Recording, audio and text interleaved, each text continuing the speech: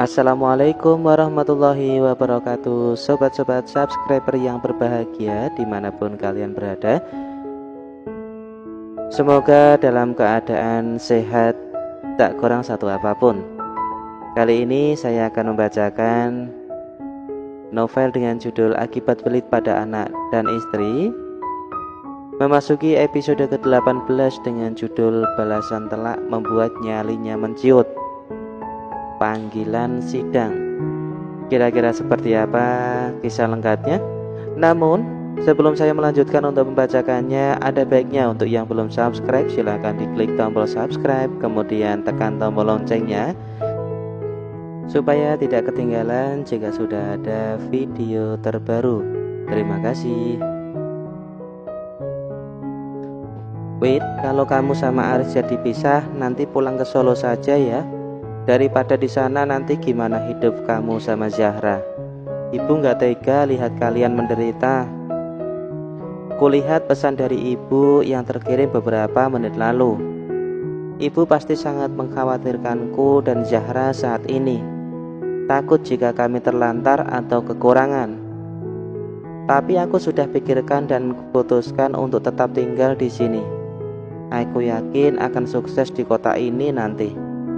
Sekalian membuktikan pada Mas Aris, Mbak Yuli dan keluarga besarnya bahwa aku bisa mandiri dan tak mati terlantar hanya karena pisah dengan Mas Aris. Sudah 3 minggu belakangan aku mulai menjual kerajinan tangan yang aku buat. Membuat contoh 1 biji untuk konten YouTube, lalu memotretnya guna promosi di media sosial.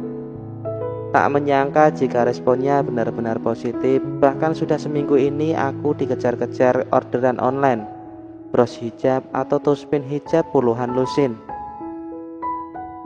Usaha ini benar-benar menjanjikan dan aku ingin fokus di dalamnya. Jualan bahan, jualan hasil kerajinannya, dan diupload cara pembuatannya di YouTube. Kebetulan di daerah ASMK ada toko bahan kerajinan yang murah meriah. Peluang menjanjikan buat aku untuk jualan bahan kerajinan secara offline dan online. Maaf Bu, untuk sementara Wita sama Zahra di Jakarta dulu ya. Wita mau fokus usaha di sini. Doakan saja laris dan berkah supaya bisa bantu ibu dan bapak buat bayar uang gade sawah 5 juta di tempat Budi Salma.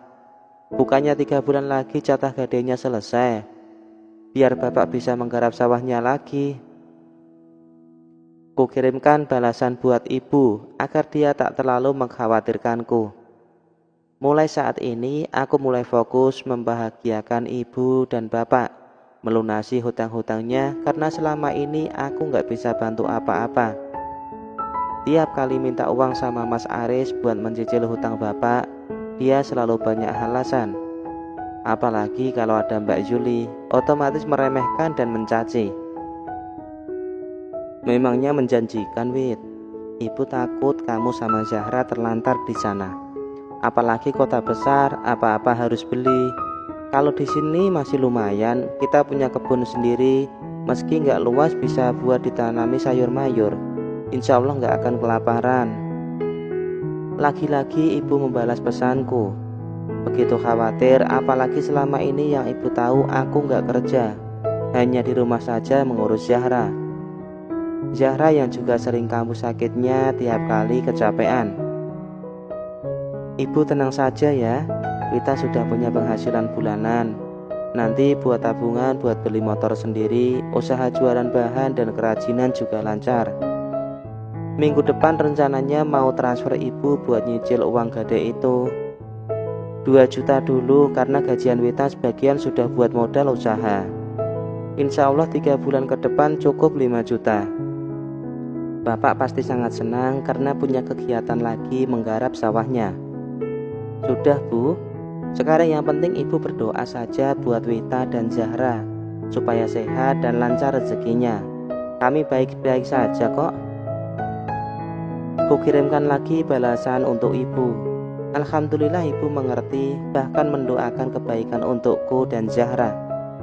Setelah membayar semua pesanan bahan kerajinan seperti flanel, lem lilin, pita, peniti, dan manik-manik, aku segera pulang dengan motor matic milik Mas Aris. Rencananya setelah ini aku ingin membuat konten YouTube dan mengerjakan pesanan online sebelum menjemput Zahra ke sekolah. 3 hari belakangan aku memang cukup sibuk karena banyak pesanan berdatangan. Tak apalah, justru aku semakin semangat untuk memperlebar usaha ini. Hasilnya juga nggak main-main, lebih dari cukup untuk sekedar sekolah Zahra, jajan dan makan karena aturannya bukan recehan melainkan lusinan. Sejak gajian kedua 4 jutaan minggu lalu, tak pernah lagi aku minta jatah belanja dari Mas Aris. Biarkan sesukanya, sebebasnya dan sepuasnya. Dia juga tak berinisiatif untuk memberiku jatah mingguan saat tak kuminta. Mungkin merasa di atas awan menganggap aku sudah memiliki penghasilan sendiri, jadi dia tak terlalu peduli. Bahkan saat ku minta uang SPP Zahra, dia juga bilang pakai uangku saja. Entah buat apa gaji yang dia punya, keterlaluan memang. Suami macam itu apa harus dipertahankan? Dia nggak peduli dengan nafkah mingguan atau bulanan. Dia juga bukan sosok suami yang pengertian dan penuh ketulusan, apalagi sosok ayah yang penuh cinta dan perhatian. Jadi buat apa bertahan jika setiap hari aku makan hati dan memendam sendiri sakit dan beban? Iya kan? Sekitar 20 menit aku sudah sampai depan rumah. Kulihat ada motor Mbak Yuli di sana. Gegas ku matikan motor dan mendorongnya perlahan memasuki halaman. Ada suara perempuan lain di dalam rumah, entah siapa. Mas, tempo hari aku lihat Mbak Wita jalan sama laki-laki loh di depan rumah sakit. Sepertinya mereka sangat akrab pas kamu sakit itu, ucap perempuan itu. Iya Sar, makanya mau Aris ceraikan saja. Jadi istri kok nggak bisa jaga martabat suami? Istri nggak tahu diri itu namanya. Sudah dikasih hidup nyaman tanpa susah-susah banting tulang cari uang malah ngelunjak. Bener nggak? Ucap si biang kerok Mbak Yuli. Diceraikan katanya. Aduh, yang ada Mas Aris lah yang ku gugat, bukan aku yang sengaja dia talak. Aku tahu maksud Mbak Yuli. Dia sengaja bilang begitu mungkin karena malu atau jaga gengsi karena adiknya yang aku gugat. Sengaja pula menaikkan level adiknya di mata perempuan lain, merasa terdolimi agar dikagumi. Seolah-olah dia suami yang setia, tanggung jawab dan perhatian, tapi mendapatkan istri yang uraan, tak tahu kodratnya sebagai perempuan. Kenapa kalian gak coba jalin hubungan lagi? Bukannya dulu kalian juga saling mencintai? Tanya Mbak Yuli lagi, membuatku mencelos. Siapa sebenarnya perempuan itu? Kenapa Mbak Yuli sampai hati bicara begitu? Apa dia mantan Mas Aris? Aku belum cerai sama Wita loh Mbak, ucap Mas Aris tiba-tiba. Alah, sebentar lagi juga cerai kan? Kenapa? Kamu menyesal mau cerai sama dia? Perempuan banyak Riz, apalagi kamu sudah mapan begini. Mudah cari perempuan yang jauh lebih baik. Jangan bucin jadi laki-laki, balas Mbak Yuli lagi. Bukan begitu Mbak, tapi... Sudahlah Riz, sekarang saja kamu lagi sakit dia malah kelayapan kan? Kemana coba? Ini juga belum waktunya jemput Zahra. Potong Mbak Yuli lagi. Tadi pamit mau ke pasar kok Mbak. Ke pasar? Mau apa coba? Jangan-jangan itu hanya alasan dia saja, padahal aslinya mau kencan sama atasanmu itu. Tuduh Mbak Yuli lagi. Benar-benar biang rese dia itu, nggak ada kapok-kapoknya. Sudah aku permalukan dan aku kasih jawaban telak atas semua yang dia tuduhkan. Sekarang mulai lagi dan lagi. Permisi Mbak, benar rumahnya Pak Aris Setiawan Hidayat? Tanya seorang bapak padaku dari pintu gerbang saat aku baru saja mau melangkah masuk ke dalam rumah. Gegas ku balikkan badan dan melangkah ke arah gerbang sembari mengiyakan atas pertanyaannya. Benar Pak, rumah Pak Aris Setiawan Hidayat, ada apa ya Pak? Tanyaku pelan. Ada surat panggilan sidang Bu, jawab bapak itu lagi. Senyumku mengembang seketika. Oh ya, ini sekalian buat Ibu Purwitaningsih, ucap Bapak Paruh Baya itu lagi. Aku pun menganggukkan kepala. Semingguan lagi sidang perdana akan dimulai. Semoga saja nggak ada halangan berarti. Rasanya sudah capek hidup dalam keluarga nggak jelas macam ini. Capek pikiran, hati juga energi. Terima kasih banyak Pak. Nanti saya sampaikan ke Pak Aris, ucapku kemudian. Bapak itu pun mengiyakan lalu kembali ke motornya. Jadi Mas Aris sama Mbak Wita itu mau cerai ya Mbak? Kapan sidangnya? Pertanyaan perempuan itu membuat langkahku kembali terhenti. Sengaja berdiam diri di teras lagi untuk mendengarkan obrolan mereka. Nggak tahu kalau tepatnya Syar, tapi segera soalnya berkas-berkas sudah masuk pengadilan, balas Mbak Yuli lagi. Memangnya Mbak yakin? Tanya Mas Aris tiba-tiba. Halah yakin gimana maksud Mas Aris ini? Katanya Mas yang melayangkan cerai. Perempuan itu kembali ikut campur. Kudengar Mas Aris diam saja, hanya Mbak Yuli yang terus bicara, menjawab pertanyaan-pertanyaan perempuan itu seputar perceraianku dengan Mas Aris. Sepertinya Mas Aris nyesel itu Mbak. Lihat saja wajahnya gak bersemangat gitu mau cerai. Kayak maju mundur gak ada mantap-mantapnya, ucap perempuan itu lagi. Dia lagi sakit Syar, makanya begitu. Aslinya memang dia sudah muak sama tingkah istrinya itu kok, balas Mbak Yuli lagi. Assalamualaikum, salamku sembari melangkah santai masuk rumah. Ketiga wajah itu cukup kaget melihat kedatanganku yang tiba-tiba. Mereka hanya menjawab salamku lirih. Mas Aris pun mendadak bertambah pias. Sudah 30 menit aku di luar sih.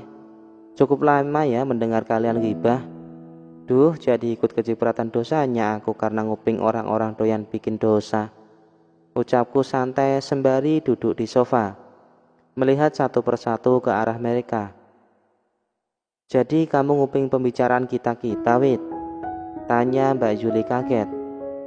Iya dong, semuanya. Nggak perlu sekaget itulah Mbak. Kamu juga sudah biasa kan meremehkan bahkan memfitnah aku sembarangan, balasku lagi. Kalau aku mau nih Mbak, bisa saja aku melaporkanmu ke polisi karena fitnahmu itu. Tapi enggak lah ya, kasihan kalau sampai mendekam di penjara. Kasihan sama Anissa aja bukan sama ibunya. Sekarang sih keinginanku cukup satu, gugatan perceraianku segera kelar dan aku bebas dari keluarga nggak kelas macam ini. Rasanya sudah nggak betah berlama-lama tinggal di sini, ucapku santai sembari tersenyum tipis. Perempuan di samping Mbak Yuli itu pun kaget. Mungkin tak menyangka jika aku yang menggugat Mas Aris tak sesuai dengan penjelasan Mbak Yuli tadi. Mbak Yuli merah pada mendengar ucapanku. Dia sedikit salah tingkah. Aku yakin nyalinya menciut gara-gara ku bahas soal penjara. Biar saja, dia memang gak ada kapok-kapoknya. Sementara Mas Aris hanya menatapku lekat tanpa bicara sepatah kata pun juga.